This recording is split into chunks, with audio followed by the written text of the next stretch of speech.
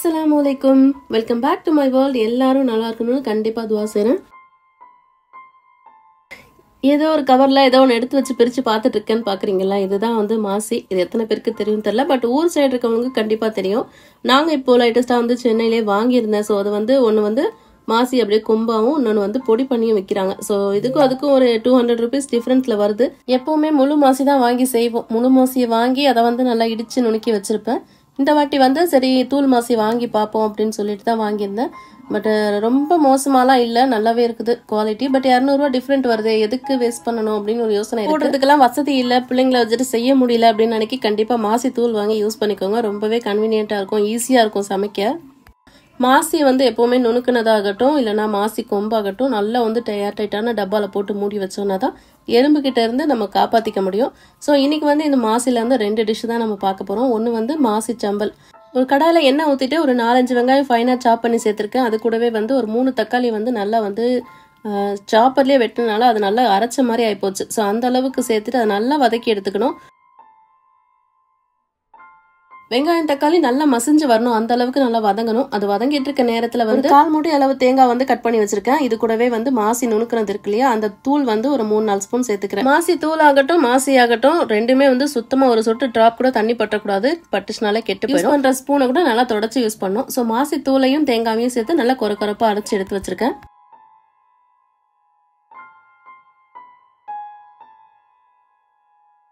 So வெங்காயம் தக்காளி நல்லா வதங்கி வந்துடுச்சு. இப்போ வந்து ஒரு 1/2 டீஸ்பூன் அளவுக்கு மிளகாத்தூள், தேவையான உப்பு சேர்த்துட்டு நம்ம நுணுக்கி வச்சிருக்க தேங்காய் மாசி தூளையும் சேர்த்து நல்லா வந்து வதக்கி எடுத்துக்கணும்.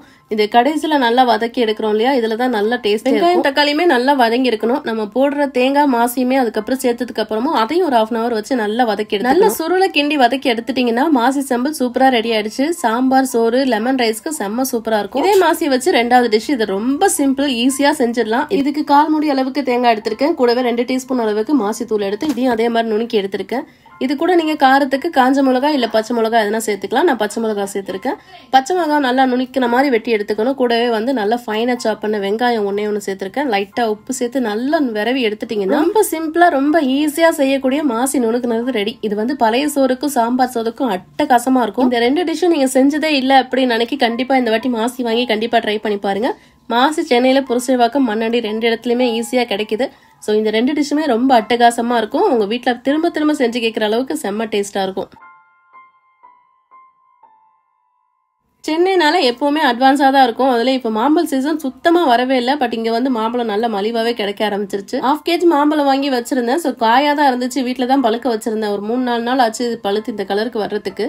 மாம்பழம்னாலே வந்து மகாராணி, பழங்களோட ராணி அப்படின்னு சொல்லுவோம். ஏன்னா அதோட டேஸ்ட் வச்சுதான். இந்த மாம்பழத்தை சாப்பிட்டு பார்த்தா உப்பும் இல்ல, சப்பும் இல்ல, இனிப்பும் இல்ல, இது என்ன பழம்னே தெரியல, அந்த அளவுக்கு டேஸ்ட் இல்லாத அளவுக்கு இருக்குது. யாருக்காவது ஒருத்தருக்கு கண்ணை கட்டிட்டு நம்ம இந்த மாம்பழத்தை கொடுத்தோம்னா இது என்ன பழம்னு அவங்க யோசிக்க ஆரம்பிச்சிருவாங்க. அந்த அளவுக்கு சுத்தமா ஒரு டேஸ்டும் இல்ல. சரி நம்ம இதை அப்படியே சும்மாவும் திங்க முடியலன்னு சொல்லிட்டு தான் ஐஸ்கிரீம் பண்ணிடலாம்னு சொல்லிட்டு எடுத்தேன். ஃபர்ஸ்ட் மாம்பழத்தை எடுத்து தோல் சீவிடுவோமேன்னு சொல்லி தோல் சீவிட்டு இருந்தேன். மனம் கூட சுத்தமா இல்லைங்க. மாம்பழம்லாம் வெட்டினா ஊரே மணக்கும், ஆனா இந்த இதுல மனமும் இல்ல, சுவையும் இல்ல. சரி இது ஒரு வகையான மாம்பழம் போலான்னு நினைச்சுக்கிட்டு நான் கட் பண்ணிட்டு இருந்தேன்.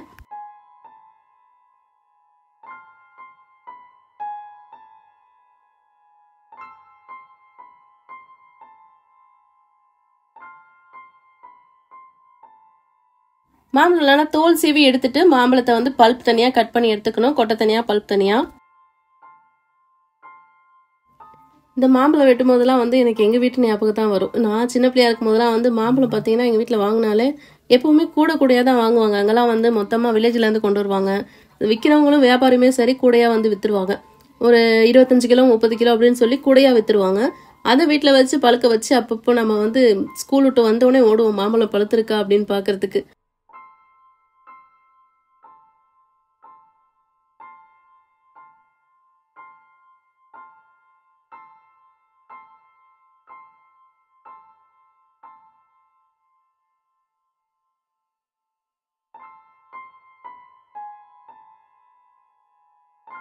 கட் பண்ணி வச்சு மாம்பழத்தையும் ஒரு பாதி வாழைப்பழத்தையும் வந்து இதுல மிக்ஸி ஜார்ல சேர்த்திருக்கேன்.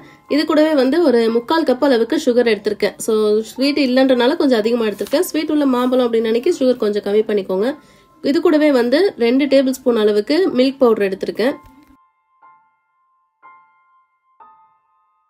கூடவே வந்து ஒரு 3/4 பாக்கெட் அளவுக்கு ஃப்ரெஷ் க்ரீம் சேர்த்துருக்கேன். ஸோ இந்த ஃப்ரெஷ் க்ரீம் சேர்த்திங்கன்னா அன்றைக்கி உங்களுக்கு வந்து அந்த மாம்பழம் ஐஸ்கிரீம்ன்றது அப்படியே ஒரு க்ரீமி ஸ்ட்ரக்சரில் செம்ம சூப்பராக கிடைக்கும்.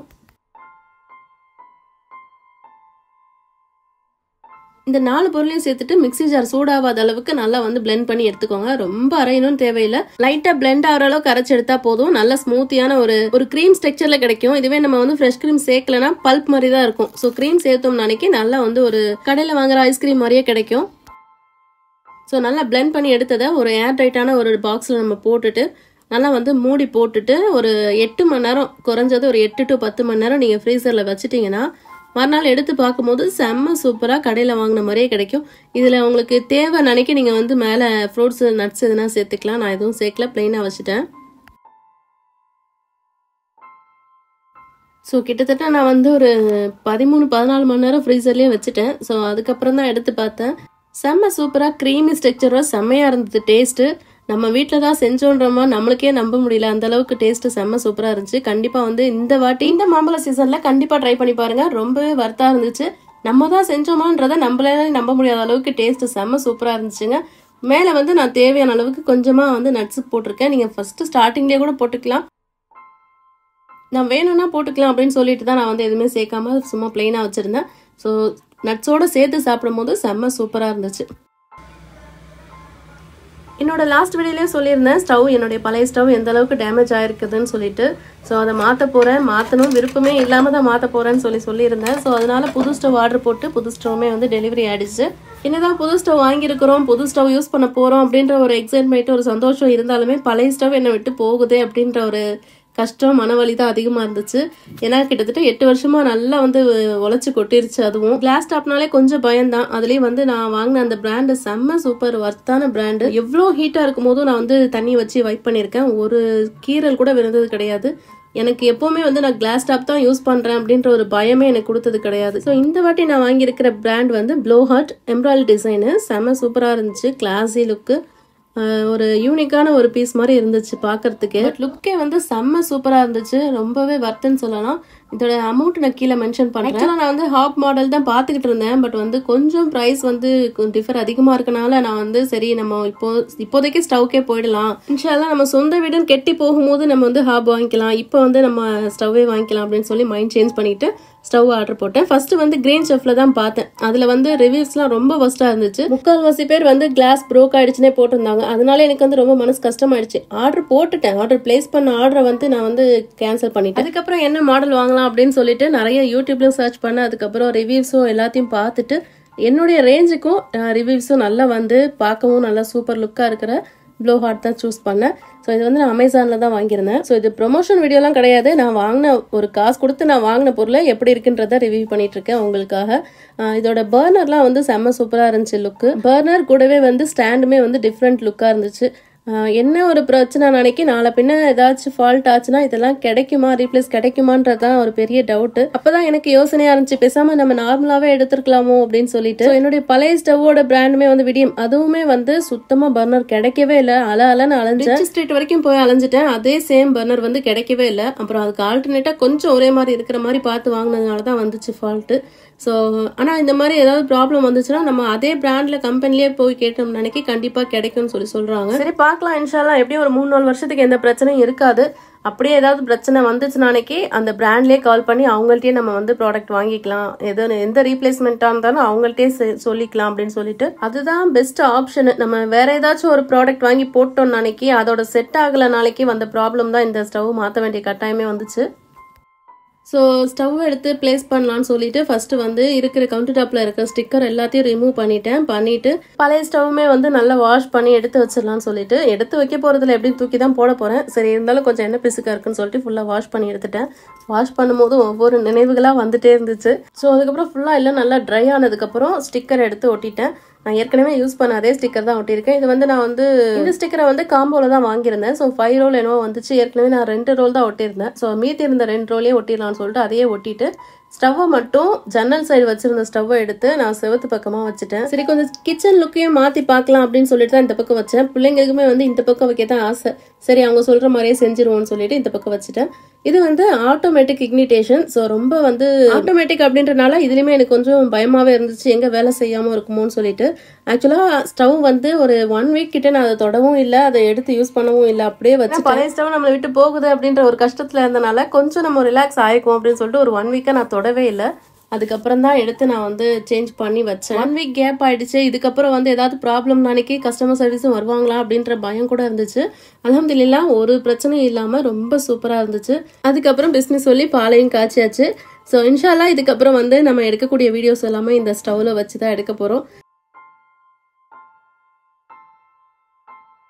ஸோ கவுண்டர் டாப் பக்கத்தில் வைக்க வேண்டியது எதையுமே இன்னும் செட் பண்ணலை. இன்ஷால்லா அதுக்கப்புறமா வச்சுக்கலாம்னு சொல்லிட்டு பாலை மட்டும் ஃபர்ஸ்ட் காய்ச்சி எடுத்தாச்சு.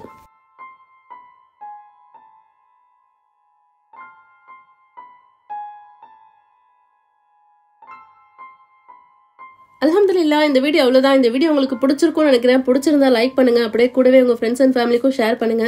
அப்படியே என்னோட சேனலை சப்ஸ்கிரைப் பண்ணி பக்கத்தில் இருக்க பெல் ஐக்கானும் கிளிக் பண்ணிக்கோங்க. அப்பதான் நான் போடுற வீடியோஸ்லாம் கண்டினியூஸாக உங்களுக்கு வரும். தேங்க்ஸ் ஃபார் வாட்சிங்.